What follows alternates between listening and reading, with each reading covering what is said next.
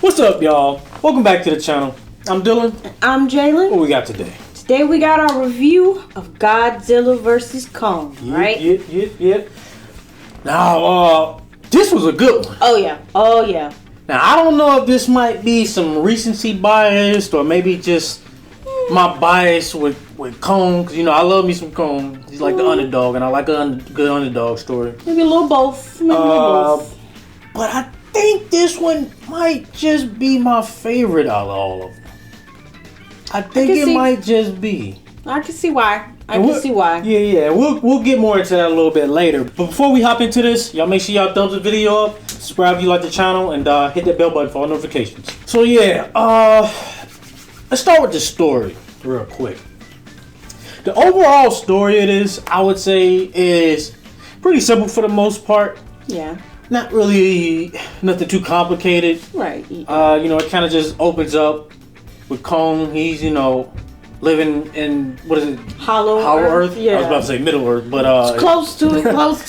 Yeah, living in Hollow Earth. He's I guess on a journey to find more of his kind. Right. Meanwhile, he's out there battling all types of creatures, being hunted by some giant werewolf-looking, hyena-looking creatures, werewolf dogs. And by the way, something that I noticed in this one that I didn't notice, I noticed he was smart in the previous movies, but in this one, I feel like he was even more smarter than we've ever seen him. They definitely did a good job of showing that, showing his intelligence. Yeah, all of them really, but really intelligent. Like he out here making traps. And making and his facial expressions too, just how he was just responding to stuff. It was kind of humanistic, Even his interactions with some of the apes and things like that. But I just really enjoyed that part of the story. When it comes to Godzilla, his stuff wasn't really all of that. I remember laughing about it too, because I was like, man, all Godzilla do is sleep. He's a little bit more relatable. He sleep. I don't even know if he eat. I ain't never seen him eat before. I mean, I guess maybe he feeds on nuclear or radiation. Yeah. Right? But all he do is sleep, right? And they act he went to sleep at least 3 or 4 times in this movie. Right? Yeah. Only thing he do when he get up is destroy shit. He only get up to go kill a mug. He don't go. That's it. Yeah, he a heavy hitter, and then I'm done. Yeah, he hear that alpha cry, some other creature or sense some other kind of danger. He wake up. To go kill somebody, come back and fall asleep. God dang. And he got his favorite little nap space too. You'll find in the movie where he look, don't bother me, don't interrupt. I guess he just really like that. He's this is my spot, this is my space, okay? Right? No. Yeah. When it comes down to the humans, what I appreciated in this was that it didn't feel like it was too much. Or at least to me, it didn't feel like it was too much. Yeah. It was kind of just the right amount if you're going to have humans in it. Right. Or human story in it. It was kind of just the right amount. They didn't really, do anything too much with that side of things. I feel like, to a certain degree, things kind of progress somewhat quickly. But with a movie like this, it kind of needs to. Yeah, I appreciate that because I'm coming to see Godzilla and Kong. Right. Yeah. I don't want you wasting too much time focusing on them. Yeah. And what's going on with there. Although it was something that happened in this movie that I was actually really interested in, and I have questions. And that has to do with the little girl. I forget the little girl's name. Oh, yeah. I could throw that up on when I edit it later. But it has to do with the little girl, the last member, of the tribe that was on Skull Island. Yeah. That was so interesting though. Cause I don't know, maybe it's just because I hadn't seen it in a while, but I didn't remember her having any special abilities. Yeah, and this one she she had a form of telepathy. Yeah. But I guess maybe just only with her people though. Like, it felt like it was only with her people and with what was it, the Kong? Well, obviously with Kong, but with what, her mother? No, with the moth. Mothra. Mothra. So maybe she does just have it with her people and the animals, like that. Like that's what I was thinking. I mean, well, I'll say that, but maybe it's just that her ability needs a little bit more time to work it out, because when they did go to that secret, I guess, area where the other tribes were, right? Yeah. They were able to read other people other than just their tribe. Like they was able to sense. Because remember, she held hands, I think, with the mother. Yeah, she was able to sense like some of her memories and stuff. So I think she can do it with, well, pretty much everybody. She just kind of needs. I mean, obviously she has to spend time, with her tribe, so she's maybe not used to it. But when she gets a little bit better at it. Yeah, right? That makes sense. But I found that really interesting, and I wonder if they're the only tribe or human. Or like humans that's living in Hollow Earth, because Hollow Earth is actually really big, which makes sense. I mean, it's Earth, and we're just on the surface level, right? Like the very tiny surface level, right? Yeah. So Hollow Earth could be huge, especially if it's more like a dimension kind of thing. Which is what I was picking up on. Which, now that I mention that, by the way. I do like it better how it was showcased or displayed in this movie, how they, showed Hollow Earth, because the reason why I was so confused about it and why I was like, it didn't make much sense in the last movie is because Godzilla was able to,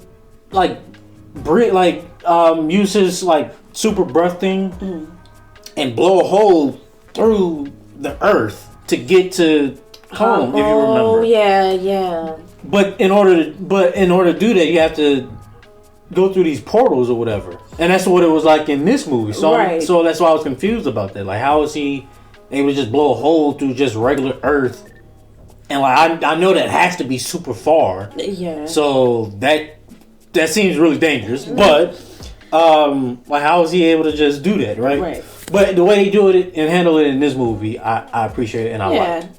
And the light source makes more sense now, because they have those crystals and things like that. Yeah. Even though it still kind of looks like they just have a sun down there sometimes, but I mean, at least they took the time to explain it a little bit and just not. I feel like what they was trying to do in the first one was for one, they tried to make it sound all all these fancy ass shit, and then it wasn't explaining it enough, but then it was over explaining it too in some aspects. At least that's how I felt, because it was how do you get to these conclusions? But in this one, even when they were traveling, how they had to suit up and go in a certain specially designed plane and shit and get through the dimensions to do it to be honest, that was one of the things that I thought was kind of interesting, but a different kind of interesting, more like they don't need to do that kind of thing, because they needed to go down in a special vehicle, or at least it seemed, but they didn't really need to dress up or wear a suit or anything, and they were, which I'm okay with, but they were fine just being down there. Yeah, I think it was more so just them. They even set up a whole and I think they had multiple actually, but they even set up whole not campsite, but a whole sort of they built a whole I think it was more so to do with just operation there. The suit was more so not necessarily to travel through the different dimensions, but to be down there, in there. I think it was just a little good, to be honest with you. I mean, it could have been both. It could have been both at first, but I think it was just a little good. It could have been both. I mean, because the doctor dude, Like, he was just walking around. He was chilling in Hawaii or something. That's like, true. Some shades on. That was his character, though. I don't know. But, that's cool. I ain't had a problem with it. It was just something that I thought was a little interesting that they were just, able to go down in there and not really need a suit. Or like a special suit. But, one of the other things that I realized in this movie was that I'm completely fine with just watching a movie with no dialogue and just Kong and Godzilla. Yeah. Especially when it comes to Kong, because him and his, people, if you want to call it that, they were so like humanistic in ways, and they were clearly able to show a level of communication without actually talking or speaking. Which I really enjoyed. That I was like, I understand all of this. Like I'm not confused at all about what this character is trying to say, or what this character, like what that expression was. Right.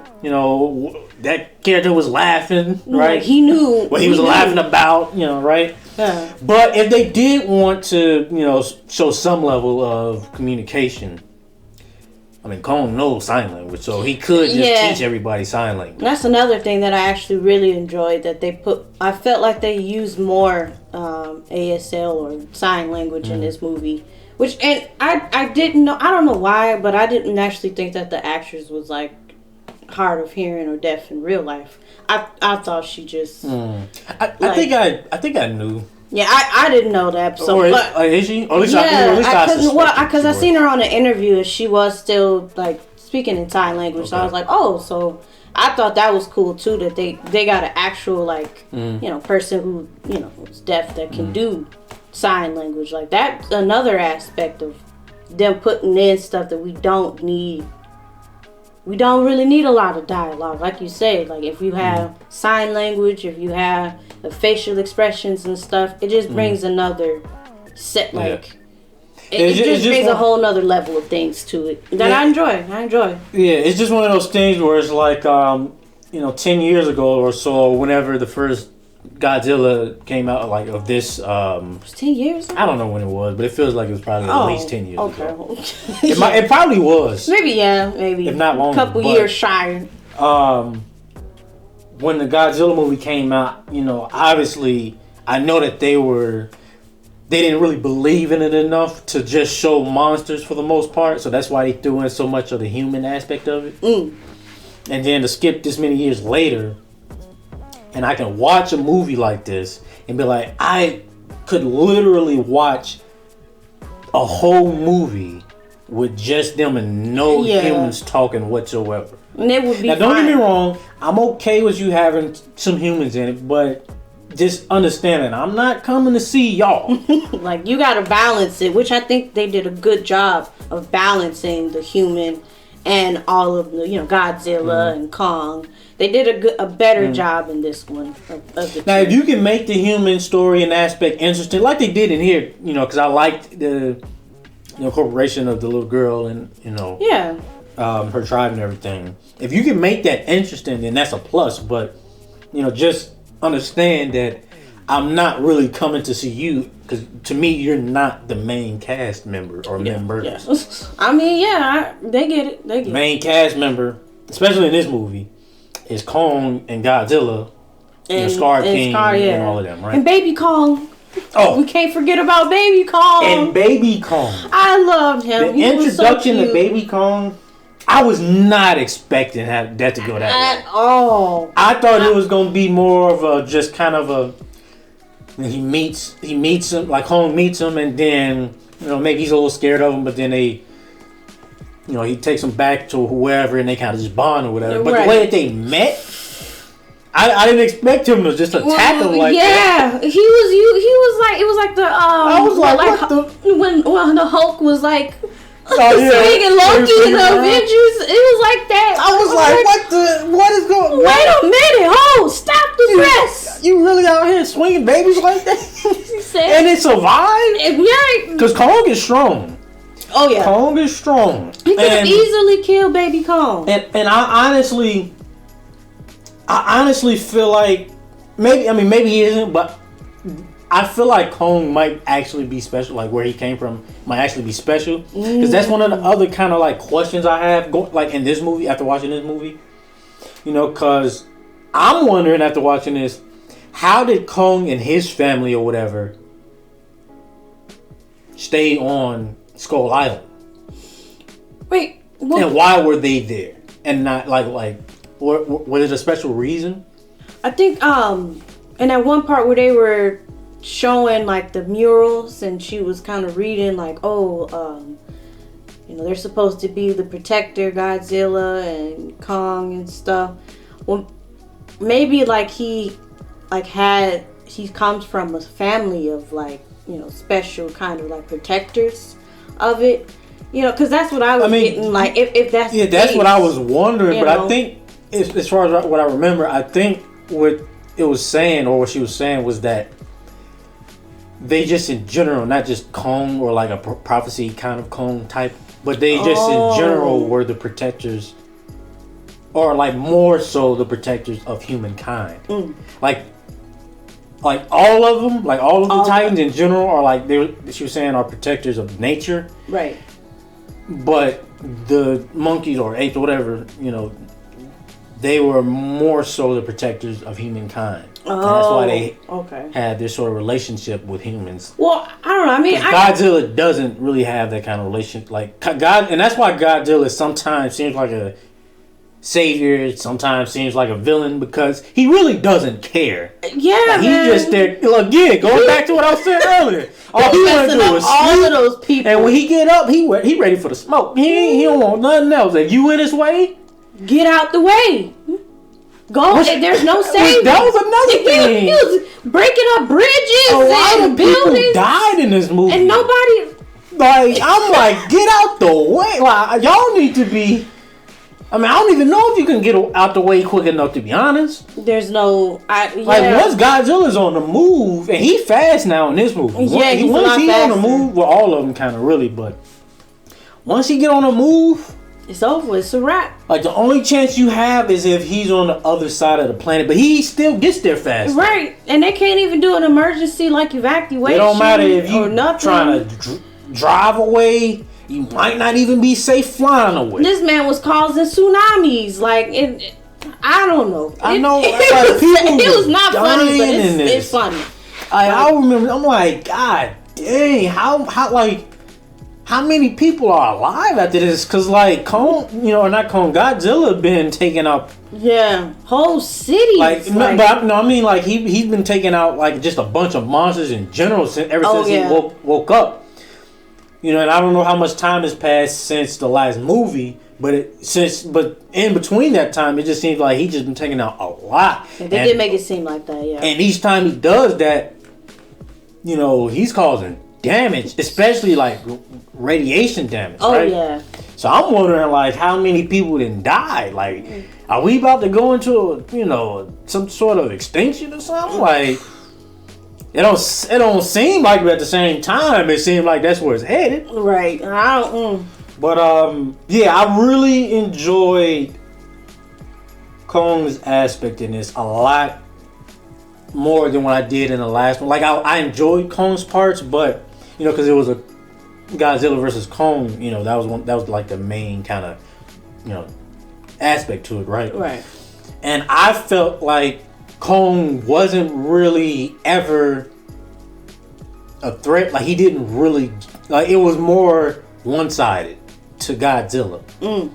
And I feel like in this one they made up for it. Yeah, they did. In fact, it was even one scene in here that I'm pretty sure for all of my Kong fans, y'all probably liked. Oh. And y'all might know what I'm talking about. I mean, there's a lot of scenes, don't get me wrong. But I mean specifically between Kong and Godzilla.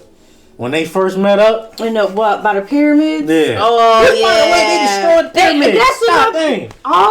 But anyway, things is over. It's done. That's another thing. But, yeah, like, when they first met, and, you know, Godzilla, you know, thinking Kong trying to fight again. Right. You know, again, he only get up for some smoke. I ain't trying to be up to, you know, on no buddy nothing. I ain't got that long to be up.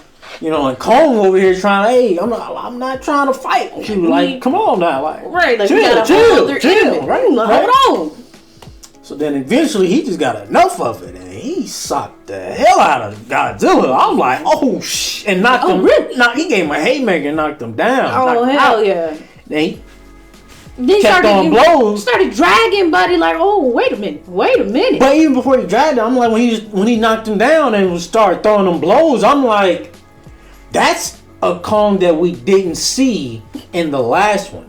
That's the type of competition that we didn't see in the last one. Because in the last one, they tried to paint it like, it was like 3 main fights or whatever, and Godzilla won the first one because, it was in water, and then after Kong got his weapon, he won another one, and then after that, Godzilla won the last one. But no, that's not really how it was. Godzilla won them all. Kong just maybe got a decent hit in or two, here and there. Right.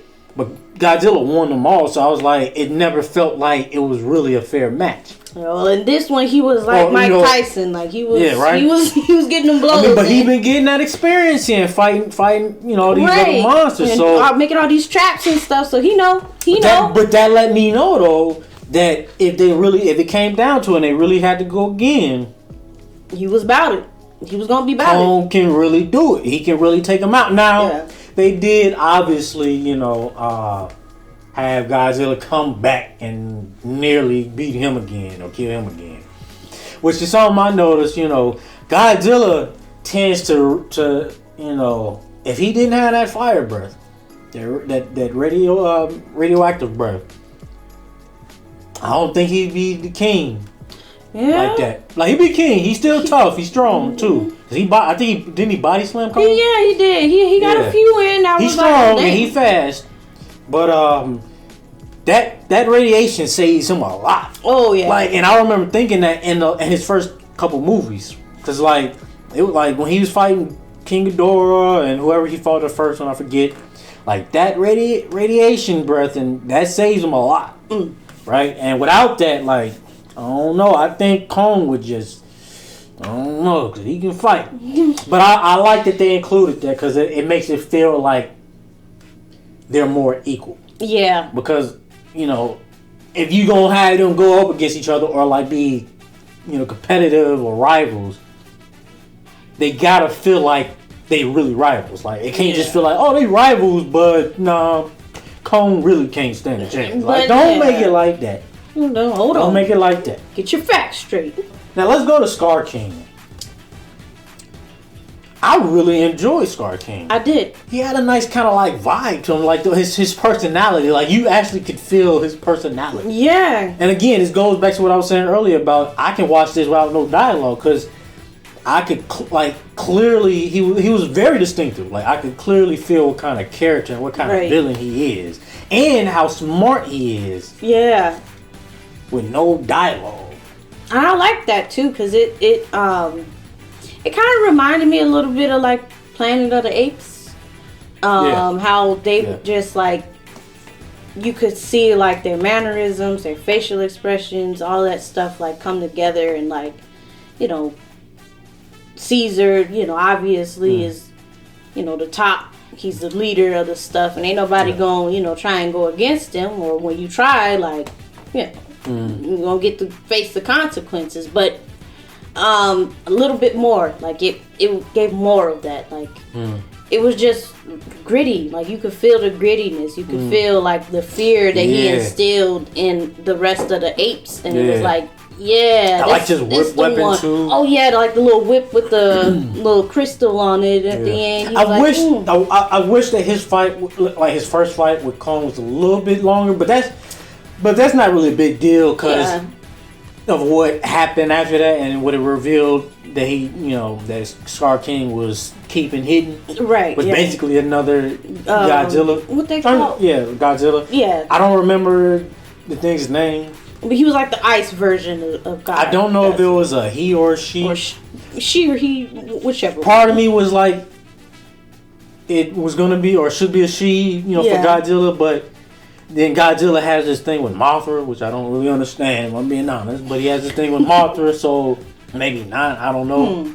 But if, Godzilla wanted to make some baby Godzilla. They could, and they most likely would either have both fire and ice, or just one or the other. Yeah. It would work well. And that would be a hell of a combo. Like, a child of theirs. Yeah. Because they both powerful. Like they said that the other Godzilla thing, like, caused the Ice Age. Yeah. Or one of them. Yeah. I'm like, and it was about to do it again. So I'm like, you're powerful as shit. Like, hold on. God dang. Like, what the fuck are you? Hold.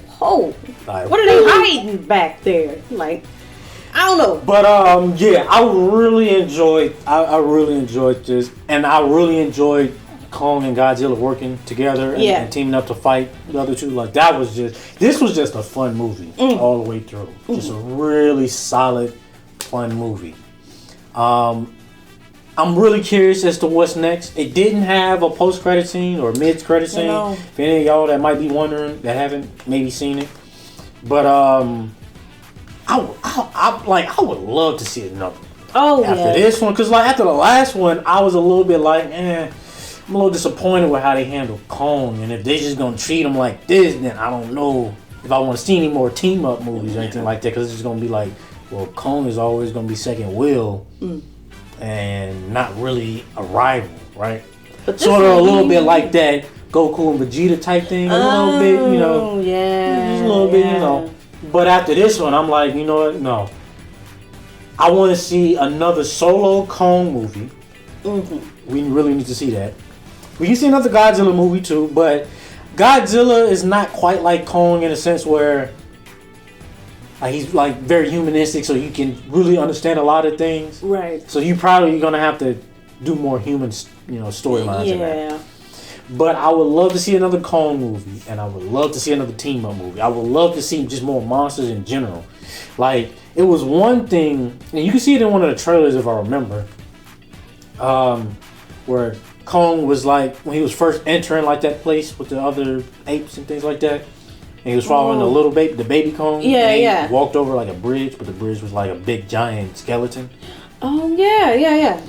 Now, Kong is, in this movie, damn near as big as Godzilla, and they're big. Huge, but that skull, like that skeleton was, And I think the other Godzilla thing was just slightly bigger than Godzilla. Yeah. But that skeleton was huge. Like, where did that one come from? I want to see them fight something like that. Oh. That's what I want to see. And they could, like, I feel like they definitely could make something else, like, now especially that Kong's found his people, gotta hone in on that, right? Like, that's, we can get the storyline on that, and then you can get some more enemies coming in. Like, I would love to see something like that. Maybe you can have Kong and, he bring all of his people down there. Right. He got a whole, He got a family now. He the head, like, Bring Godzilla, tag along, and y'all fight this threat and just get a whole giant battle.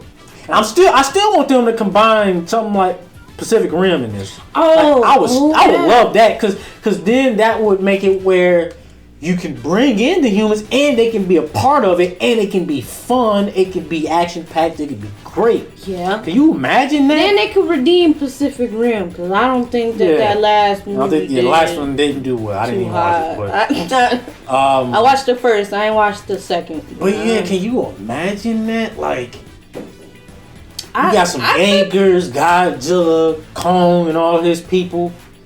Baby Kong. Yeah, Baby Kong. And they all fight like this giant.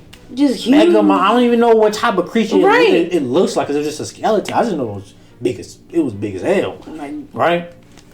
And then besides like the Jaeger thing, this is also the only one like kind of like what I was saying earlier, where I actually enjoyed the human stuff. So I wouldn't mind them actually exploring some of that more in the next movie. Because it seems like it's very magical, especially the way Mothra or the other Mothra the way that they summoned her. That wasn't like she didn't just pop out of an egg. Like, she just summoned. She right. And then, too, that would maybe... And with all that telepathy or mind reading kind of thing, it's like... Right. Are y'all from here, really? Or if y'all are here, then how do y'all have these abilities? Like, is magic real? It's like magic mixed or with, like, some things? scientific stuff. And then, too, it would, like... I think it would maybe... Eudora is from space, but yeah, go ahead. I think I heard that, but... Really? Mm-hmm. So, like, if you... Like, that's a whole nother aspect. Like, right. If you bring in some, like...